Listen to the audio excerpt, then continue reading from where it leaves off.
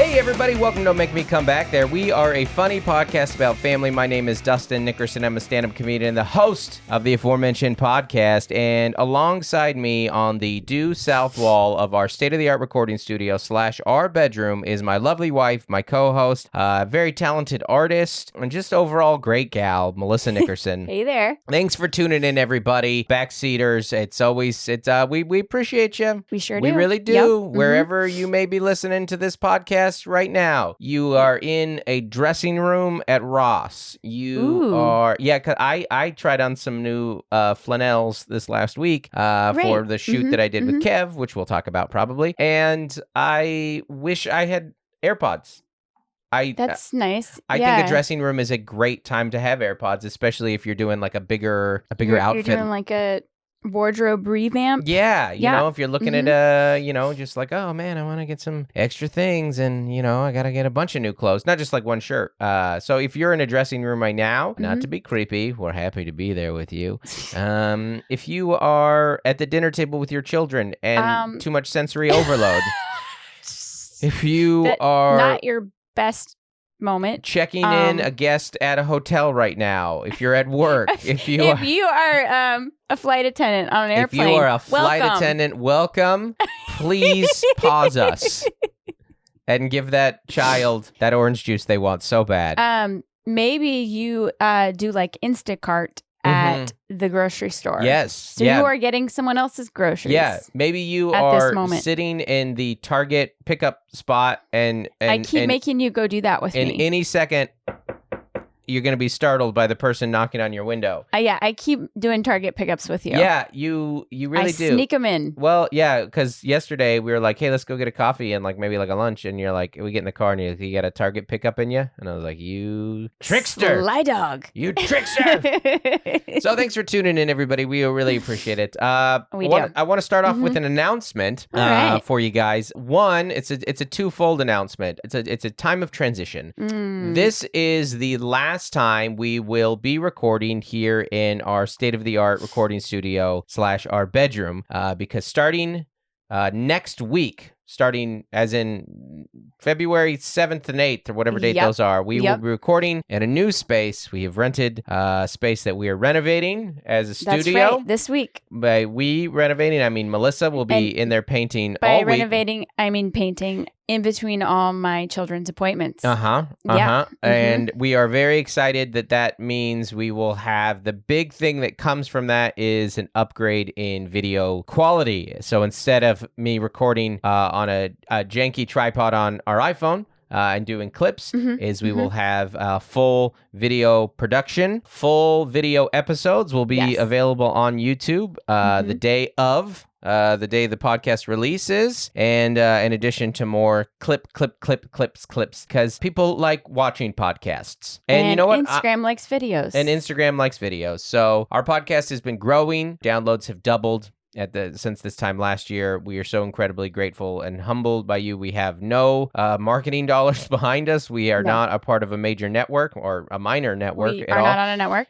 We have no representation. This puppy is growing only because of you there in the dressing room. So thank you. And I am thrilled to get on video at 38. Yes, Melissa's very excited that she waited till she was 38 to get on video. I think technically you were 37 when we started. So that's announcement one, and it's a bittersweet announcement, though, because with it comes the transition of producers. Since the dawn of this podcast, this podcast has been... I think we started recording episodes in 2018. Yeah. And from the start, from the very first episode with Vicky Barbalak 4 or 5 years ago, was produced and at the beginning co-hosted with producer Stephen English. Stephen is a friend, a very dear friend, has been, his contribution to this podcast is invaluable. Unmatched. Yeah, yes. I mean, as I told you, this podcast was Stephen and I's podcast kind of before it was our podcast. It was definitely a family podcast from the start. The genesis of this podcast was Stephen and I co-hosting an episode, and then or co-hosting at the beginning where we would riff together. And Steven is so funny and so fast and an absolute delight to be with. And then I would interview another person of interest. I think that's a criminal term. Usually a comic. An entertainer, an author, an actor, actress type, whatever it may be. We would talk to him about family. A little pandemic happened in 2020.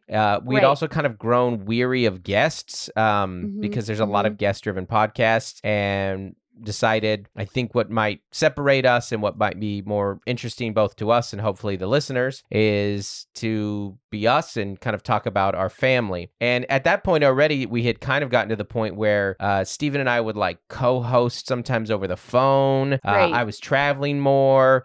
Steven has 2 young children now. And so we kind of transitioned out of that. And then it was just me doing the things. And then it was just us into its most recent iteration, which is we record an episode and then we send it to Steven, which we were happy to do. But Steven and I, full transparency here, not hiding anything. Steven and I had a conversation about 4 weeks ago, and I sat down and I said, hey, we have this opportunity to go into this space and someone who can help us with video, and we love having you on this. Would it make sense for us to go with him? Maybe you do the audio still, maybe you do the video. And Steven very graciously said, listen, I don't want to stand in the way of growth for you guys if it doesn't make sense for you to like double pay. He obviously is very busy in his own right. Steven also just started, he's getting an MBA, just started grad school. So he's going back to school. And so bad story long, we made the decision that it makes sense to part ways. Professionally and personally. Steven, never text me again. Never text me. In this creative project. Is your meme game unmatched? Yes. Are you an incredible texter and make me laugh regularly? Yes. Did I stop doing Wordle because you beat me every day and you were on hard mode and I was on easy mode? Yes, yes, yes. Nevertheless, never text me again. You and I are done. To quote Christian Bale blowing up at a light guy on set, you and I are done professionally. Me and you, buddy, you'll never work together in this town. So it's very bittersweet. I cannot express enough my gratitude to Steven for his incredible efforts on this podcast. All his talent and gifts and help. And I really, Steven, I can't wait for us to do something creative again together, because I think that you are much more valuable on the mic than behind the mic. And I say that, and you are valuable behind the mic, but you're even better on the mic. And, it's fun doing pods with you. And once you get that MBA, all that knowledge. Maybe whatever companies you run can, we got Munchie Mug and Dow. Those are contacts from Steven. Steven. Friends of the pod. Yeah. Yep, absolutely. So thank you, Steven. We want to have you on, Steven. And Dorothy and the kiddos. If you guys want to take a time to send an email to us, if it's nice, I'll send it to him. Or if it's rude, I won't send it to him. I don't know. Your favorite Steven moment. I got a lot of funny favorite Steven moments. Probably when we were doing Romano impersonations was one of my favorite Steven moments. So if none of this comes out on the podcast, then Steven didn't listen to it. That means he didn't want us to thank him publicly. Yeah. Mm-hmm. Thank you, Steven. Yes. Really appreciate it. Really. Okay, let's dive into some stuff here. So, welcome to February, everybody. January is the year-long month. It's somehow over now. It's not technically over right now, but it'll be over by the time that you're listening to this here in the dressing room. We have a few things that we're going to do. We're going to do a weekend recap. We're going to talk about it. We're spending all day at a wrestling tournament. We're going to talk about the importance of youth sports. We're going to talk about Mel being a big winner at Drag Bingo. Going to talk about doing a little bit of yard work, maybe some 7th grade stuff, and a couple emails at the end. So that's the current goal. All right. How much of that we'll get to, I don't know, because Lord knows I have given some empty promises on where we're false hope. On where we're gonna go. Let me start by telling you I have lots of upcoming dates, and we've added a few. Before the tour officially starts, I have a warm-up date here in February 8th. That's next week, Denver. Yep. Come on out, please. Next Wednesday. Please, Denver. Please come on out. We've moved a few dates, but this is the most up-to-date schedule that I have right now. We are starting off this tour, which we're going to name here shortly, in May in Brea, California. So May 23rd, Brea. May 26th and 27th, Des Moines. And then we go into June. June 13th, Chicago. June 14th, Chicago. June 15th, Rosemont, Illinois. June 16th and 17th, San Diego, California. Woo. Home game. June 18th, that's Father's Day, LA. First time ever playing in LA. June 21st, Orlando. June 22nd, headlining in LA. Yep. June 21st, Orlando. June 22nd, Tampa Bay. June 24th, this is on sale now, Boston. Finally, Boston is on sale. Boston, I've been trying to get to Boston forever, playing at the Rockwell. June 28th, the Comedy Zone. You're welcome, Carrie. Finally, going back to Boston. June 28th, Charlotte. June 29th, Raleigh. We're into July. July 1st, North Charleston, South Carolina. July 12th, Liberty. That's Cincinnati. Same idea. July 13th, Columbus. July 14th through 16th, Pittsburgh. July 21st and 22nd, Nashville. That's on sale now. July 28th, Atlanta. We're into August. August 18th and 19th, Sacramento. That's on sale. August 23rd, Omaha. That got moved. August 23rd. You can blame the Little Mermaid Jr. for that. We had to move it. August 24th, Milwaukee. August 25th, Minneapolis. August 26th, Tulsa. August 27th, Oklahoma City. That's a run right there, by the way. Omaha, Milwaukee, Minneapolis, Tulsa. Oof. Don't tell me I'm not going out there for you, people. Oh, this makes me tired. Yeah, that is 1, 2, 3, 4, 5. That is 5 cities in 5 days. It's 4 states in 5 days. So... I think the only one on this. Oh, Tacoma will be on sale soon. There's a couple other. Texas needs to get back to me. Houston's gonna happen. I just, it's people will be like, add this date, and you're like, I'm trying. Atlanta, right? Atlanta's on there. Oh, okay. Yeah, people are like, add this date, and I'm like, I'm trying so hard to add this date, but I don't. It's not that easy. It's not that easy. Yeah, it's not that easy. I think, anyways. Okay, let's get into it, everybody. Also, Patreon, really fun Zoom hang this last week. We had like 7 or 8 of y'all. What did we talk about at Zoom hang? Oh, we were talking all about driver's ed. Teen driving. Teen driving, how you learned how to drive. Demarius learned very young. She was 14 when she learned how to... 12? Yes. She was 12. She was driving her mom around. She was driving her... Oh, that was one of the funniest stories I've ever heard. Her mom was such a bad driver that her dad taught her to drive when she was too young to drive. And was like, hey, you got to drive your mom around, which is pretty funny and family stuff. And she's a great driver, so it worked for them. So anyways, thanks for hanging out, everybody. If you're not familiar with Patreon, it's just a way to get a little more from the podcast and give a little more. And also, if you are a Patreon at I don't remember what level it is, you can check out the levels. At any of those shows I just said, you get a free meet and greet. That's a pre-show. We hang out in the green room a little bit before. We meet and we greet. We do cameos. We do Zoom hangs monthly. You get some discounts on merch. It's fun. It's a good time. You get some free stuff in the mail. You get info early, videos early. Yeah, they got that. Yep. Yeah, because I posted, all behind the scenes content. Yeah, that video I posted on YouTube this week about me in St. Louis. All those the Patreons, they got those early. That's great. Are they gonna get the special early? No.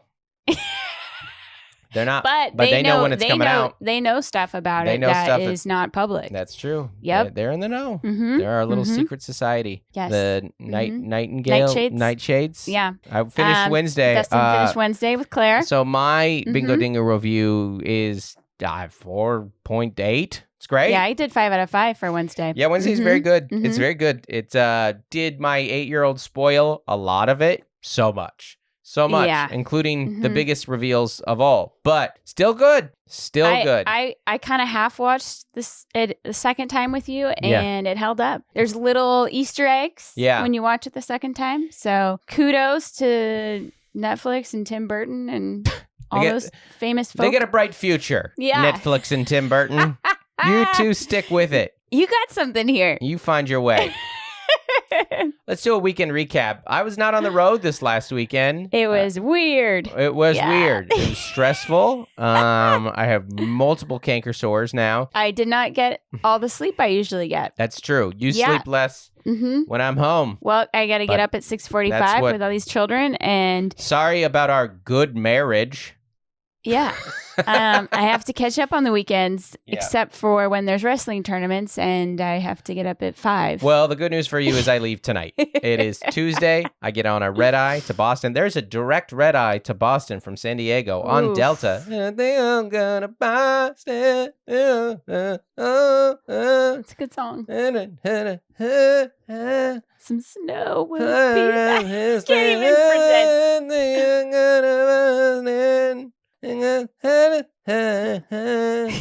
I'm trying to jump in here. Some snow would be nice. Oh yeah, you don't know me and you don't. Yeah, you know what's funny is we saw Augustana open for Counting Crows years ago. Probably so long ago. Well, I think about Augustana often about me because I am the opening comic. I am the opening act, and I'm trying to be what Augustana was for us in some way. And then I'm like, that band was great. And if you remember, they had a follow-up in the market. We are the fans that we are trying to attract. Exactly. Which is... Do you remember where we saw that? Yes. At the Crocodile, which I have since headlined. They move venues, but it still counts. We are like, let's check out the openers. We want to get some, catch someone on the come up. We were when we were young. Yeah. I have not caught an opener in a minute. You and I right now, we catch the end of the opener set. That's true. Not for comedy, for a band. Not even adults. Yeah. It's fun to watch a band rise. It is, yeah. And then inevitably collapse, which is what they did. They had I think he had a fallout with the band. I think he's touring. He's in Nashville. I looked him up recently. Yeah. He's got great a family and couple kids great and all albums. That. Yeah. All Stars and Boulevard. There's another one. But Augustana. But what I remember about that is, comedians for a minute there, like the name. We all had names for like our punchlines or our character. And we still had names. I have names in the act right now. What names do I got? Darren. I've got a Gavin. Darren. Right now, I've got Dustin, Justin, Darren. A play on my name. I've got Tommy's in the new and the old hour. There's a lot of names in there. Sherry's in there. So there's some names in there. But bands like cities, they would name cities, and Counting Crows names a lot of cities. Raining in Baltimore, Omaha. They've got a lot of cities. Yes. Holiday in Spain. That's a country. Them opening for them, their hit song was a city song and referenced Spain specifically. And I was like, it's pretty similar. Yeah, song lyrics. There's only so many things to joke about. I mean, I told you this new hour that I'm writing right now. Thematically? I'm like, I joked with Taylor. I was like, all right, I'm going to really switch it up. So far, the 4 categories of the new hour are aging, marriage, my kids, and my dad. Which is literally the only thing. Every joke that I've ever told on stage has come through the filter, the spectrum of aging, marriage, parenting, and my dad. So there you go. That being said, Augustana, Counting Crows, Boston. Oh, okay. So I go on the red eye to Boston tonight. So you get some sleep. I found the crumbs back. You did. I did. I was just catching up. It was hilarious to watch. Yeah, watching the face. And next week, you guys get to watch the face. Because it'll be these, you'll get to see the panic in my eyes where I go, the dopamine has run out on that trail.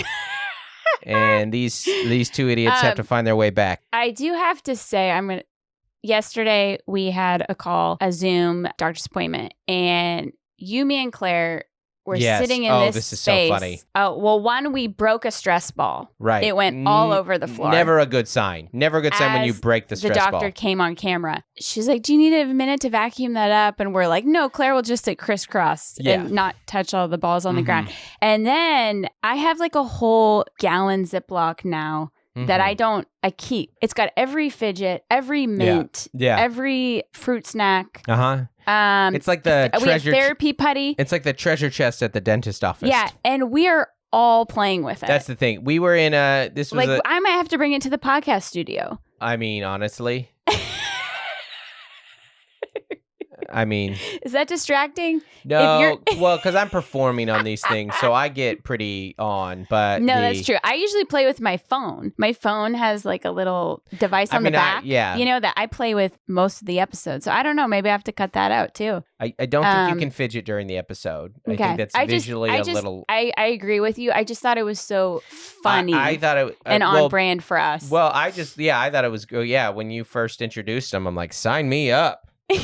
Yes, please. Well, you've always had like the kids' toys on your desk. Right. Which, I mean, toys are fidgets and vice versa. Yeah. So, well, anyway. You remember I did that podcast with Steven Hernandez's podcast, and like halfway through the episode, he was like, I hear like some like clicking or something or like some twisting. And Claire had a little ladybug wind-up toy. I'd been going... I was like, oh my gosh, I'm so sorry. I'm literally playing with a toy. I'm a grown man playing with a toy here. So anyways, it was a different weekend because I didn't even do spots in LA. Last week I did a shoot with Kev on stage. That's all day Cap, Wednesday, which was fun, super fun. Always great to be on Kevin's stage in Transit Studios. So fun. We did 4 episodes. We did 4 episodes. Kev gave me one of the most genuine laughs I've had for a while, and he commented on how hard I was laughing, like that it was so genuine. Because the game is called That's Cap, and the basic idea of this game is there are contestants and then there are guests, like celebrities, using that in quotes. You'll see that on the video episodes. That like a celebrity panel where they call on us, and a thing is read to us, and we have to say that's fact or that's cap. So it's true or false. Right. And then they have to decide if we're telling the truth or if we're right or we're wrong. Like I'll say, Melissa... The Nile River is the longest. The first man on the moon was Neil Armstrong. Fact or cap? And no, actually, it was Buzz Lightyear. It was Buzz Lightyear, actually. Buzz Lightyear. Yeah. And he'd be like, that's cap. And then if you got it, then you get silver or gold. And the goal is to get 3 in a row, not because it's Connect 4, but with 3. Okay. And I was like, oh, so this is like Hollywood Squares. This is that's and Kev goes, exactly, that's exactly what it is. He goes, this is black squares. And he goes, like that day on Instagram a few years ago.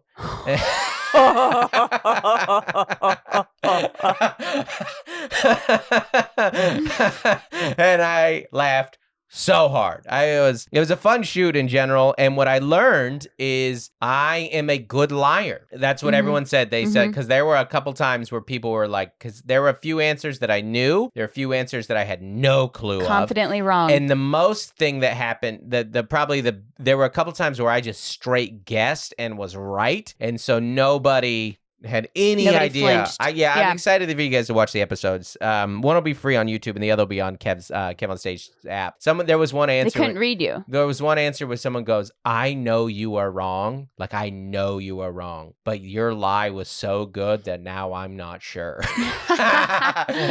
So were there 8 different contestants? 3.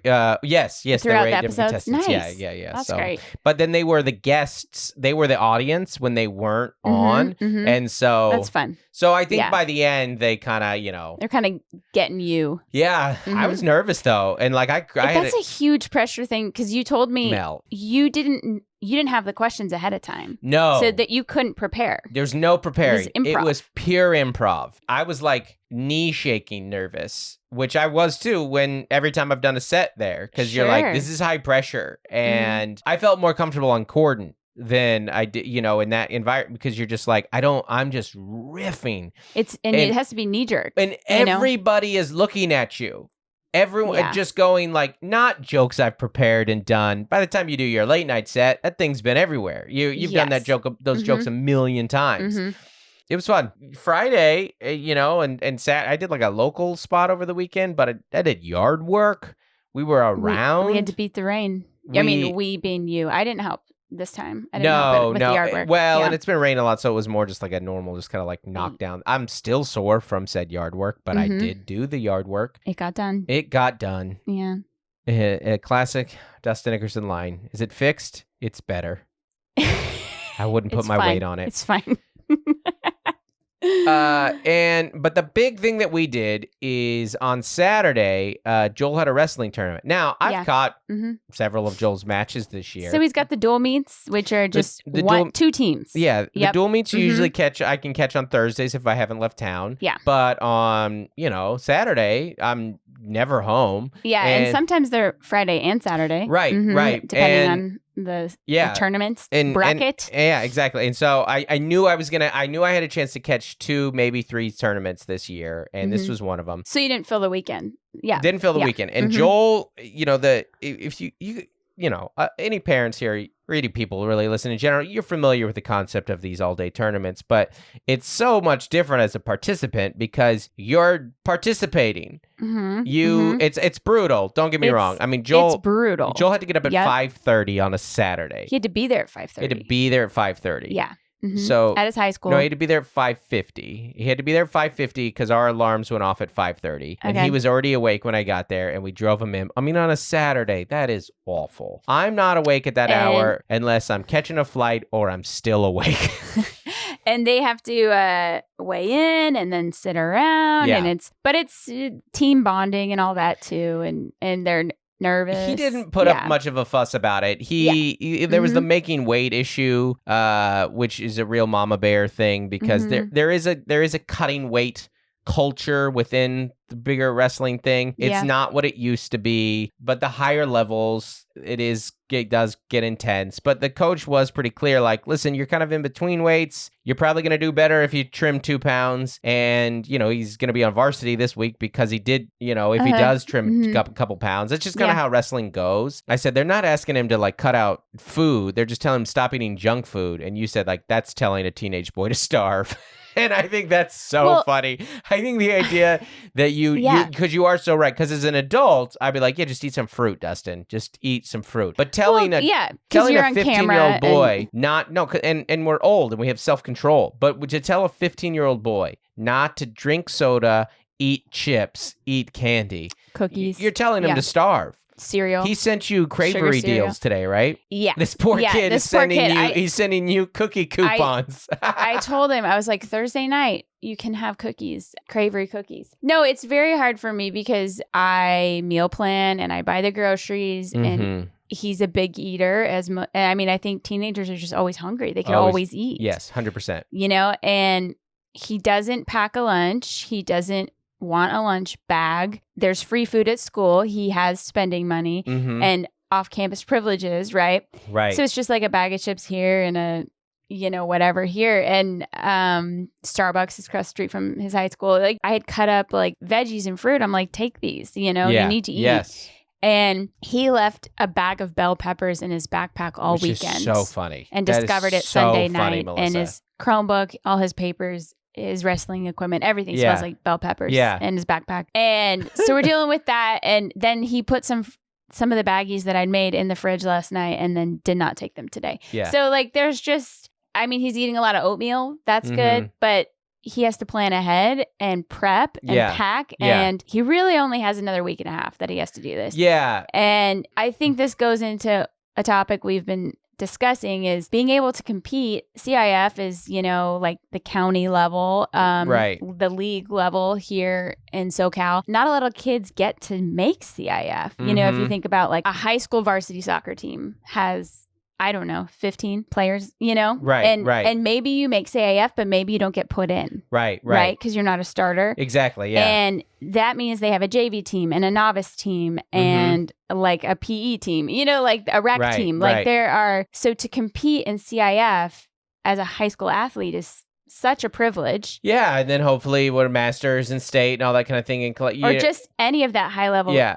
Well, that's the biggest thing. And we last night we had some we went out and had a couple drinks with Zoltan and Emma. Zoltan Cassis is a comedian and Emma is his fiance. Yep. And we were talking about like that just doesn't happen as adults. No one plans a tournament for you. No, and your parents don't drop you off and buy your equipment. I planned a horseshoe tournament for my family. Yes. When I was a youth. A few times. And let me tell you, it was not well received. It was Little League parent battles. Yes. Yeah. All the drama of Little League. Yeah. It's a one-day horseshoe tournament.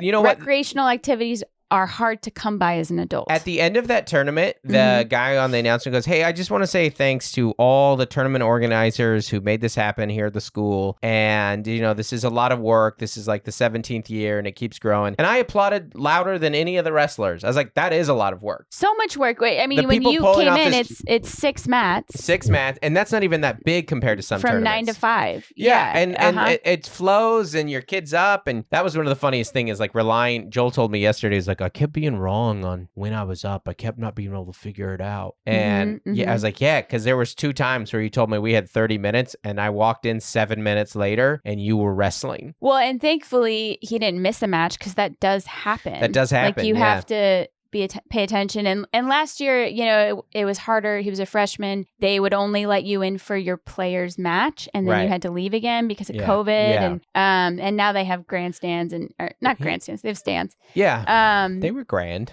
They were grand. Yeah. So it's just that motivation. Like no one's planning you a tournament as an adult. No. But the hardest thing to teach a child, and I've expanded this to not just child, an immature person, is perspective. That's the hardest thing to teach somebody is perspective. This won't always last, or yes, this is hard, but it could be worse. And yes, this is hard, but you will get through it because you've gotten through hard things before. And the only thing that teaches you perspective is life and the struggles of life. And then having something and then losing it, that ultimately teaches you something. And the reason that we know this about youth sports is because we had youth sports and now we don't. And you're like, oh my gosh, you mean to tell me that somebody will have coordinated workout for me and my friends 5 days a week, and then we get to go like do a tournament at the end? Yeah. And we have matching outfits, and we get equipment, and when we get there, there's like sunflower seeds and Gatorades waiting for us. Yeah, that doesn't happen. We were in the parking lot and outside of the gym a lot over those 8 hours with our girls. Yeah. And some of the Helix parents showed up with Gatorades and Crustables. Yes. Uncrustables. Yeah. And there was just like an uproar, of the team was excited. So happy. Yeah. Like it just goes a long way. Yeah. The value, listen, I think there's obviously a lot that can and can't be said about, or has been said about the value of competition and sports and team building, all that stuff. That's all true, and we believe that. We both played sports growing up. All 3 of our kids play some version of a competitive sport, except Claire, but she might.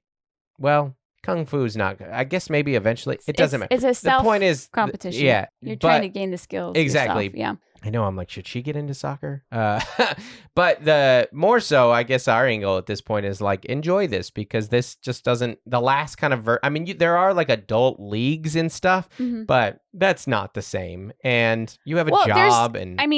Claire's trying out for a play. Like that's also a performance, and there's tryouts, and there's a team element. Yeah, there should be cast, more. Yeah, so you can seek these things out later on in life. Listen, if you wanted to be in some adult barbershop quartet, you could do it, but that's going to be literally the only other thing you get to do. Well, this is, just like middle-aged adults, or if you're taking care of parents or taking care of kids or your spouse, like you just don't have a lot of time for hobbies. But you also just can't project that on your kids. Right. Like your past success or failing in sports. It's funny you say that, because it is a delicate thing for a parent, particularly with youth sports, is to... push, but not push too hard. Yeah, exactly. To be like, I think you should do this. Here's, I guess, if someone were to ask my take, I think it is good to push and encourage and not mandate, but really push hard for your kids to do sports and to be motivated in the sports. I don't think it's important to push with that same intensity on their success in the sport. Like, obviously it's a competitive sport. You want to see effort. You want to see effort, attitude and effort. That's all that we always talk about with them. But if they lose, they'll feel bad. It's that they'll like. Yeah.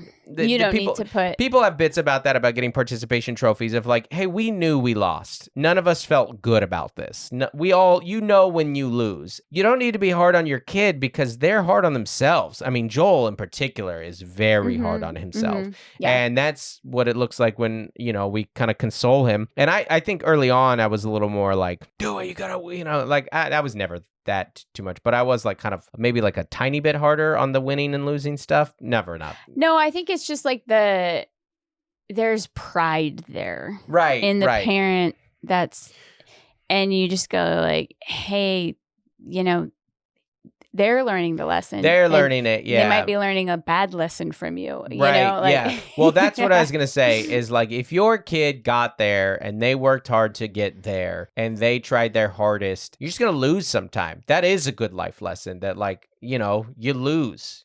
Well, like, and that's the hard part was, for example, when Joel played baseball and there's so much pressure on the at-bats. Gosh, yeah. And if you're really upset, as long as you're not throwing the bat or your helmet, it means you cared. Right. And so that's tricky too. Right. Yeah, there was a parent at that tournament who was just doing a lot of aggressive head shakes. He had a shirt on that said, if you can wrestle, you can do anything. Once you've been a wrestler, the rest of life is easy. And I'm like, no. It's not. I was a wrestler. Life is way harder than wrestling. Well, wrestling is fun. Wrestling is intense. Don't get me wrong. We did some 3-mile runs with bricks in our hands. There were some hard. Yeah, you ever grieved? You ever been depressed? Huh? Yeah. You ever been to therapy with a child? You ever had an anxiety attack? Yeah, you ever declared bankruptcy? Lost a loved one? Yeah. Oh my gosh. Life is so much harder than wrestling. But no, that wrestling. You ever written a book? That was way harder than wrestling. No, You ever get dropped? You ever get dropped by your agent? You ever get made fun of on the internet? Yeah. Oh my God. You ever gotten in an argument with your spouse once? That's way harder than wrestling. And you go, oh, but wait, all those lessons I learned in wrestling. Oh my God. They were harder. Yeah. You ever had a family member tell you you've put on weight?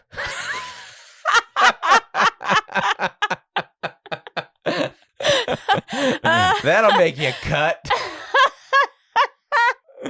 It's too real. You ever had a loved one ask for money?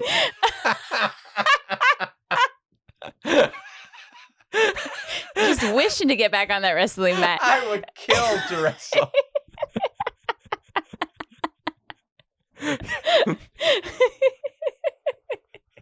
You ever work for Mark Driscoll? Huh? I got a few more.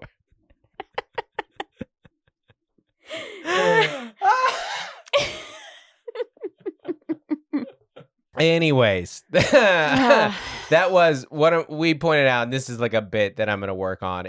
Well, the funniest thing about the judgmental dad is like, you're like, bro, you are out of shape. Like, yeah, you don't look great. You're like, and I'm not even doing on a body shaming thing. I'm saying like, hold yourself to the standard you hold your kid to. Also, that kid placed. This kid was like prepubescent too. Like, yeah, he placed too. Oh, incredible. Love it so much. Mm-hmm. One more thing here, and then we're gonna do a couple emails. One, last night Melissa was a big winner at Drag Bingo. Yeah, and that's just a funny sentence to say. Zoltan and I are often ships passing in the night. We're not home a lot, but it's always good to get together with him and just catch up on road stories and see how everybody's doing. And Emma, his fiance, is a delight, and we always like seeing her. So last night we always go to Normal Heights because for a long time we had a thing called Tuesdays with Zoltan's, where after the show at Lestat's that I hosted and he would run with me, we would oftentimes have a drink and then go get quesadillas. I've since become lactose intolerant, so I don't do the quesadilla, so I'm not hungover from cheese the next day. Right. But we go out to Normal Heights. He actually just like got off the plane and came. Yeah. Too. Yeah. So he was like tired. Well, Zolt's, and they're nice. They start late with us because we have like little kids. He's a comedian. They're not doing us any favors. Yeah, we always go to Normal Heights, and then there's a couple bars there, but I always like Sycamore Den, and then there's Rabbit Hole right next to it. And then we went in and going into. We started off at Rabbit Hole used to be open much later. Yeah. They close early now. So I walked by Sycamore, and I was like, poke my head in, and sometimes they have like trivia night, and I was like, this doesn't look like trivia, and I was like, what's going on? And then someone in drag said it's bingo night, And I was like, oh, okay. I'll go see if that's what my friends want to do. So we go over, we have a drink of Rabbit Hole, and then we go back to Sycamore Den. And it seems like maybe they're done or they're going to do one more round. Bad story long. We're like, you know what? For $4, we played bingo. Why not play some bingo? None of us had played bingo since elementary school. Since elementary school, yeah. Yeah, I use those dabbers like for art classes, kids' art classes, but I've never used them for bingo. You never used them for your proper context. Yeah. And you know what? Zoltz didn't know how to use it. Yeah. Which was fun. Bingo is it's a fine passive game, actually. It's not a bad bar game. We thought we wouldn't be able to talk, but it was just enough, you know? One round. Bingo's it's actually a pretty good bar game in the sense that you can kind of listen and, you know, kind of play at the same time. Well, it's kind of fun too, you know? I just got up really early. Mel got a bingo. We didn't know what we were playing for. Yeah. It was just, we didn't even know that it was drag bingo. We thought it was just bingo. And it was just bingo, but then there would be like, you know, there would be some jokes. Yeah. They would say certain numbers. There would be certain jokes. There was a mic. This is a family podcast. You get what I'm saying. Drag bingo came to us. It did. Yeah. Mm-hmm. And Mel won, and we're like, well, what'd she win? And like, is this going to get our tab covered? Which I knew it wouldn't because there was only 13 people in the bar, and they cannot afford to cover this 4-person tab here. Right. And so... Free popcorn. You go up, and the host says to you... tequila or bourbon? Yes. Right? Mm-hmm. And then I was like, oh, well, Mel's going to take a shot. I didn't see that coming on this Monday night in Normal Heights. But no, the host, how did they admit it? They had squirt guns. Full of bourbon and tequila. One of each. Hopefully cleaned. I mean, the liquor is pretty sterile, but... I've never filled a squirt gun with alcohol. Yeah, you haven't? No. You haven't lived. And then they sprayed that into your mouth. Yes. Mm-hmm, and you didn't want to be rude. You're not going to not take it. I had to play along. Yeah. I had already taken a bingo card and I had won fair and square. Yeah. And then I proceeded to win again. Right. And then they took my card for blackout. Yeah, I was out of the game at that point. You were out of the game at that point, yeah. So you know, years ago, twice winner, months ago, where I was like, you know, I'm a Christian that can shotgun a beer, and people related to that, and I think they're gonna relate to this too. So you are a Christian who has had a bourbon shot down your throat by a host in drag. At drag bingo. From a squirt gun. From a squirt gun. First time for everything. First and second time. Yeah. Mm-hmm. All right. I couldn't believe I was doing it either. Oh, it's so funny. Let's do a few emails here. This is from Steven. This is the source of the Burn That Bridge quote. Hi, Melissa and Dustin. This is from a couple episodes. FYI, the quote, "We'll burn that bridge when we come to it," is in fact a quotation of a line spoken by the Doctor in Doctor Who in an episode from 1981 called Warrior's Gate Part 1. Best, Stephen Manfred, listening in River Falls, Wisconsin. P.S. I should be there at the Orpheum in Minneapolis for the Wednesday night show with Taylor. Oh, Stephen, I hope you were there. That's good to know that "We'll burn that bridge when we come to it" is indeed a thing that people have said. Not a miss one. Somebody, great writer, wrote that. Mm-hmm. Also, if you are close, I don't know where River Falls is, but I'm coming to Milwaukee and Minneapolis. You got choices there. I got this one on Twitter too. I was wrong. Peaky Blinders is not an Irish mob show. It is an English mob show. But I did not pay close enough attention to that because the actor, Cillian Murphy, is Irish. And so I was like... I literally... So he's got like a dialect coach who's teaching him... Well, I mean, he's incredible. I remember, he's... No, they all have it. They all are... Yeah. Yeah, it's just so funny.